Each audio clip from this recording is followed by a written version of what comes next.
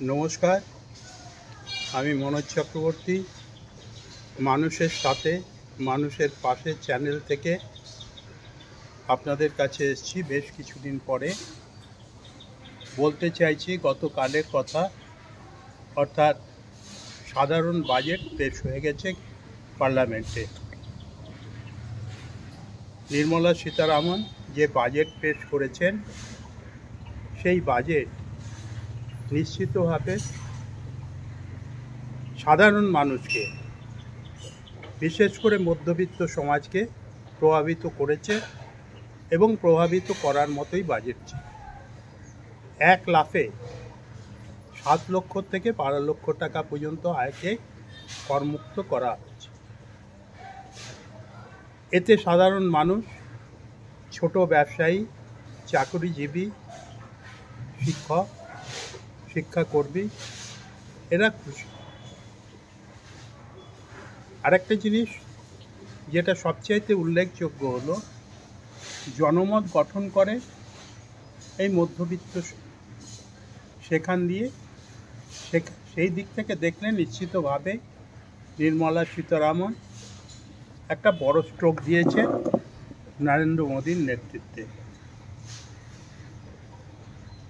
এটা আমার আজকের বিচার্য বিষয় নয়, কারণ সাধারণ মানুষ এটাকে সমর্থন করেছে।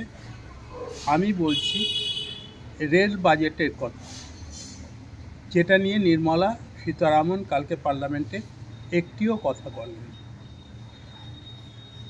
পরে অশ্বিনী বৈষ্ণব রেলমন্ত্রী কয়েকটি কথা বলেছেন, যার মধ্যে সবচেয়ে বড় কথা হলো যে তিনি আগামী দিনে 200টা বন্দে ভারত, 100টা অমৃত ভারত এবং আরও 50টা নমো ভারত ট্রেন চালু করবে। এগুলো সবই ভবিষ্যতের ব্যাপার এবং 17,500 রেলের বগি তৈরি করা হয়। সব ভবিষ্যতের কথা। ইমিডিয়েট রেল কি দিল মানুষকে? কারণ যে জিনিস নিয়ে আমরা দাবি করে এসেছি, যাত্রীর সুরক্ষা, স্বাচ্ছন্দ্য, সেটা উজ্জ্বল থেকে গেছে। এবং তিনি বলেছেন 1500 কোটি টাকা ঘাটতি পড়েছে গত বছরের বাজেট থেকে। এর ফলে রেল স্বাভাবিক গতিতে চলছে না, এটা বলা যেতে পারে। রেল ভারতবর্ষের লাইফলাইন আমরা বলে থাকি, এবং গত বছরে বেশ কিছু অ্যাক্সিডেন্ট হয়েছে। পশ্চিমবাংলায়ও হয়েছে, কাঞ্চনজঙ্ঘা এক্সপ্রেস। তার আগে অ্যাক্সিডেন্ট হয়ে গেছে বালেশ্বরে, উড়িষ্যায়, 300 মানুষের প্রাণ গিয়েছে। তার অনেক আগে থেকেই আমরা দাবি করে এসেছিলাম অ্যান্টি কলিশন ডিভাইস, অর্থাৎ সুরক্ষা কবচ রেলকে করতেই হবে যাত্রী সুরক্ষার জন্য। সে প্রশ্নে অশ্বিনীবাবু নীরব থেকেছেন, অর্থাৎ যাত্রী স্বাচ্ছন্দ্যের প্রশ্নে রেল বাজেট কোনো প্রতিশ্রুতি দেয়নি। আগে আমরা দেখেছি রেল বাজেটটা আলাদা পেশ হতো, কিন্তু এবার একই সঙ্গে পেশ হচ্ছে। মানুষ জানতে পারছেন না তাৎক্ষণিকভাবে যে নির্মলা সীতারামন কি বললেন। পরবর্তীকালে দেখা যাচ্ছে রেলমন্ত্রী কিছু কথা বলছেন, যে কথাগুলোর মধ্যে থেকে বেরিয়ে আসছে না যাত্রী সুরক্ষার কথা। অ্যান্টি কলিশন ডিভাইস দীর্ঘদিনের দাবি।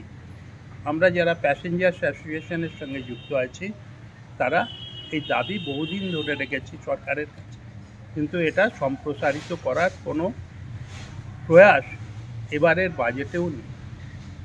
অর্থাৎ রেল যে ভারতবর্ষের লাইফলাইন, এটাকে সুরক্ষিত করা যে দরকার, এটা রেলমন্ত্রক কতখানি বুঝেছেন আমার সন্দেহ আছে। 1 নম্বর। 2 নম্বর হলো পুরনো ট্রেনগুলো, এক্সপ্রেস ট্রেনগুলো, মেইল ট্রেনগুলো বিলম্বিত হচ্ছে বন্দে ভারতের জন্য।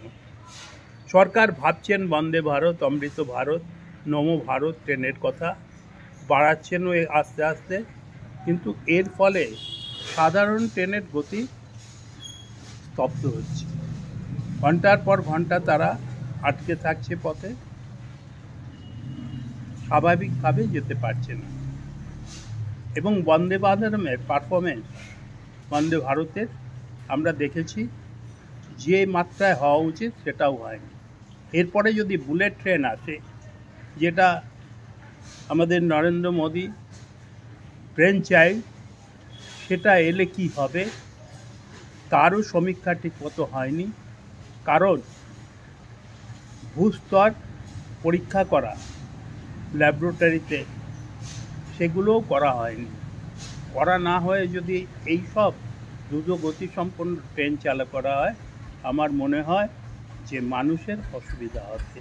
এই অসুবিধার কথাগুলো ভেবে আর একটা কথাই শুধু বলবো যে স্বাভাবিকভাবেই রেলে কর্মী সংকোচন প্রবলভাবে হয়েছে।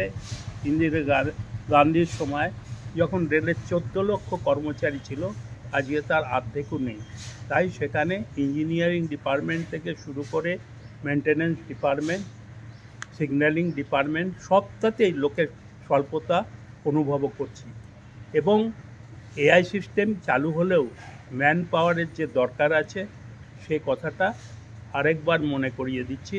অর্থাৎ কর্মসংকোচন, কর্মী সংকোচন না করে যদি রেল কর্মী নিয়োগ করে, সেটা রেলের পক্ষে মঙ্গল, যাত্রীদের পক্ষে মঙ্গল, সুরক্ষার পক্ষে মঙ্গল। এইটুকুই শুধু আমার আজকে বলার। তাই রেলের কাছে আমাদের দাবি রাখছি যে কর্মী নিয়োগ করা হোক এবং সুরক্ষা কবচ অর্থাৎ অ্যান্টি কলিশন ডিভাইস ইমিডিয়েট চালু করা হোক। এইটাই আজকের দাবি। সবাই ভালো থাকবেন। যদি ভালো লাগে আমাদের চ্যানেলকে সাবস্ক্রাইব করবেন। ধন্যবাদ, ভালো থাকবেন।